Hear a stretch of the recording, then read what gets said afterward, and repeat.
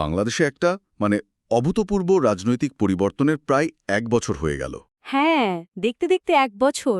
২০২৪-এর আগস্টে ছাত্রবিক্ষোভ, তারপর শেখ হাসিনা সরকারের পতন আর ডক্টর ইউনূসের নেতৃত্বে অন্তর্বর্তী সরকার গঠন সবকিছু খুব দ্রুত ঘটল। আসলেই নাটকীয়। আমরা এখন জুন ২০২৫-এ, তো হাতে যে বিভিন্ন সোর্স আছে সেগুলোর ভিত্তিতে আজ একটু বোঝার চেষ্টা করি এই পুরো পালাবদলটা, অন্তর্বর্তী সরকারের চ্যালেঞ্জগুলো কি আর বাংলাদেশের ভবিষ্যৎ ঠিক কোন দিকে যাচ্ছে। ঠিক।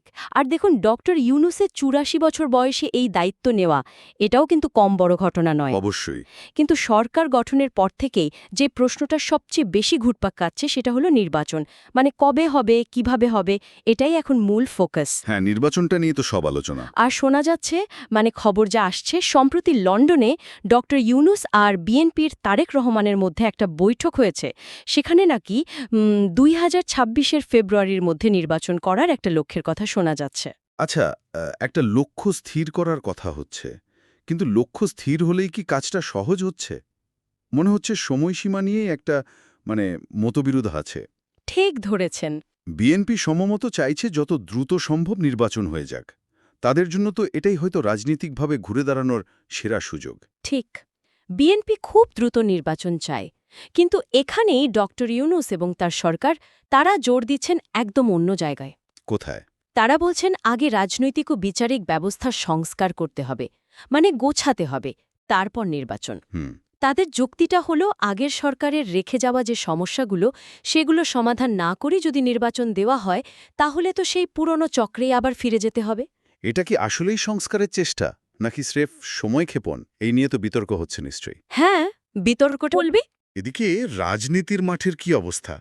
আওয়ামী লীগ তো নিষিদ্ধ, শীর্ষ নেতারাও অনেকে নেই। এই অবস্থায় বিএনপি তো নিজেদের গোছানোর চেষ্টা করবেই, কিন্তু মাঠ কি পুরো ফাঁকা? না না, একেবারেই না। এখানেই কিন্তু একটা ইন্টারেস্টিং ডেভেলপমেন্ট। সেটা কি? সেটা হলো জাতীয় নাগরিক পার্টি, এনসিপির উত্থান। এনসিপি? আচ্ছা। এদের মূল ভিত্তিটা কিন্তু গত বছরের কোটা সংস্কার আন্দোলন এবং তারপর শেখ হাসিনার পদত্যাগে যে ছাত্র নেতৃত্ব ভূমিকা রেখেছিল, তারাই। ও আচ্ছা, ছাত্ররাই তাহলে মূল শক্তি। হ্যাঁ, তারা নির্বাচন কমিশন সংস্কারের মতো বেশ কিছু মৌলিক দাবি নিয়ে মাঠে নেমেছে। এমনকি নতুন প্রতীক হিসেবে শাপলার জন্য আবেদনও করেছে বলে শোনা যাচ্ছে। তার এটা শুধু একটা নতুন দল নয়, এটা কি প্রজন্মের একটা পরিবর্তন? পুরনো দ্বিদলীয় রাজনীতির বাইরে কিছু? সম্ভাবনা তো তেমনই দেখাচ্ছে। তরুণ প্রজন্মের একটা বড় অংশের আকাঙ্ক্ষা হয়তো তারা ধারণ করছে। গতানুগতিক বৃত্তটা ভাঙার একটা চেষ্টা তো বটেই। তাহলে একদিকে পুরনো দলগুলোর ফিরে আসার চেষ্টা, অন্যদিকে একেবারে নতুন শক্তির উত্থান। কিন্তু নতুন সরকারের জন্য রাস্তাটা কতটা মসৃণ? আগের সরকারের বিরুদ্ধে তো অনেক দুর্নীতির অভিযোগ ছিল, অর্থনৈতিক সংকট ছিল। সেই ছায়া কি এখনো আছে? অবশ্যই আছে।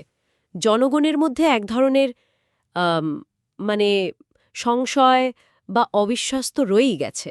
ওকে। অর্থনৈতিক চাপটাও বাস্তব। হুম। এর মধ্যে আবার বিরোধী দলগুলো, এমনকি শোনা যায় সেনাবাহিনীর ভেতর থেকেও দ্রুত নির্বাচনের জন্য একটা প্রেশার তৈরি হচ্ছে। আচ্ছা। কিন্তু ডক্টর ইউনূস এখনও তার সংস্কারের অবস্থানে আছেন, দৃঢ়। তার কথা হলো এই ফ্যাসিবাদ পরবর্তী সময়ে তাড়াহুড়ো করে ক্ষমতা দখলের প্রক্রিয়া নয়, বরং স্থায়ী গণতান্ত্রিক প্রতিষ্ঠান গড়াটাই আসল কাজ। এর পাশে কিন্তু আবার বিচারিক প্রক্রিয়াও শুরু হয়েছে। এই জুন মাস থেকেই তো শেখ হাসিনার বিরুদ্ধে বিচার শুরু হবার কথা, গণতন্ত্র বিরোধী কার্যকলাপের অভিযোগে, যদিও তিনি এখন ভারতে। হ্যাঁ, সেই বিচার প্রক্রিয়া শুরু হয়েছে, যুদ্ধাপরাধ ট্রাইব্যুনালে হচ্ছে, যদিও অভিযোগের ধরনটা এবার ভিন্ন, মূলত রাজনৈতিক ক্ষমতার অপব্যবহার সংক্রান্ত।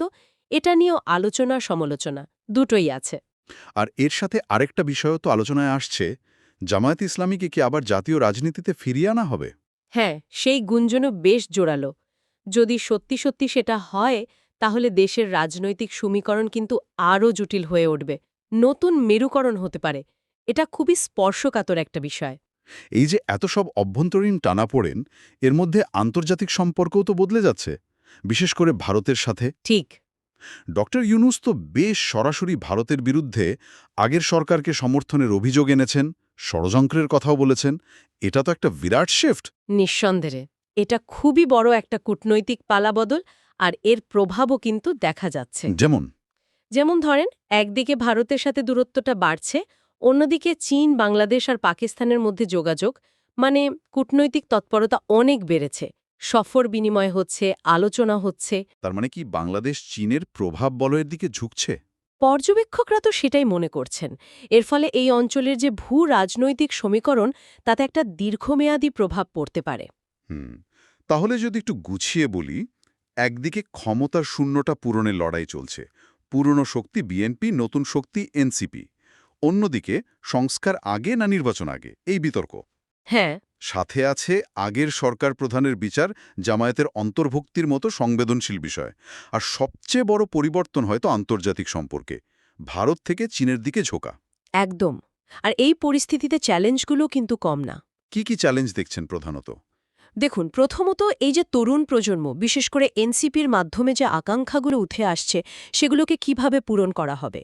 দ্বিতীয়ত, আওয়ামী লীগ বা বিএনপির মতো পুরনো দলগুলো নিজেদেরকে কিভাবে আবার গুছিয়ে তুলবে বা আদৌ পারবে কিনা। তৃতীয়ত, সংস্কারের কথা বলা হচ্ছে ঠিকই, কিন্তু এর আড়ালে নতুন কোনো ক্ষমতা দখলের প্রবণতা বা কর্তৃত্ববাদ যেন আবার মাথাচাড়া না দেয়, সেটা নিশ্চিত করা। আর সবশেষে ভারত আর চীনের মতো বড় শক্তিগুলোর মধ্যে ব্যালেন্স করে চলা, জাতীয় স্বার্থ রক্ষা করা, এটাও বিরাট চ্যালেঞ্জ। বোঝাই যাচ্ছে বাংলাদেশ একটা খুবই গুরুত্বপূর্ণ মোড়ে দাঁড়িয়ে আছে। একদিকে পরিবর্তনের আশা, নতুন শক্তির উত্থান, অন্যদিকে পুরনো সমস্যা আর জটিল ভূরাজনৈতিক খেলা। হ্যাঁ, এক সন্ধিক্ষণ তো বটেই।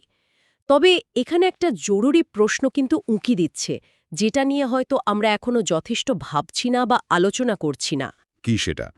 যখন দেশের ভেতরের সংস্কার, নির্বাচন, দলগুলোর কৌশল এগুলো নিয়ে আমরা সবাই ব্যস্ত, তখন এই যে আন্তর্জাতিক সম্পর্কের পরিবর্তনটা ঘটছে, বিশেষ করে চীনের দিকে এই ঝুঁকে পড়া, এটা বাংলাদেশের একেবারে দীর্ঘমেয়াদী অর্থনৈতিক ভবিষ্যৎ আর কৌশলগত স্বার্থকে ঠিক কিভাবে প্রভাবিত করবে। মানে এটা কি নতুন সুযোগ তৈরি করবে নাকি নতুন চ্যালেঞ্জ? সেটাই, এটা কি কোনো নতুন দিগন্ত খুলে দেবে, নাকি এমন কোনো চ্যালেঞ্জ সামনে আনবে যার জন্য আমরা হয়তো এখনো পুরোপুরি প্রস্তুত নই? এই প্রশ্নটার উত্তর আসলেই ভবিষ্যতের হাতে।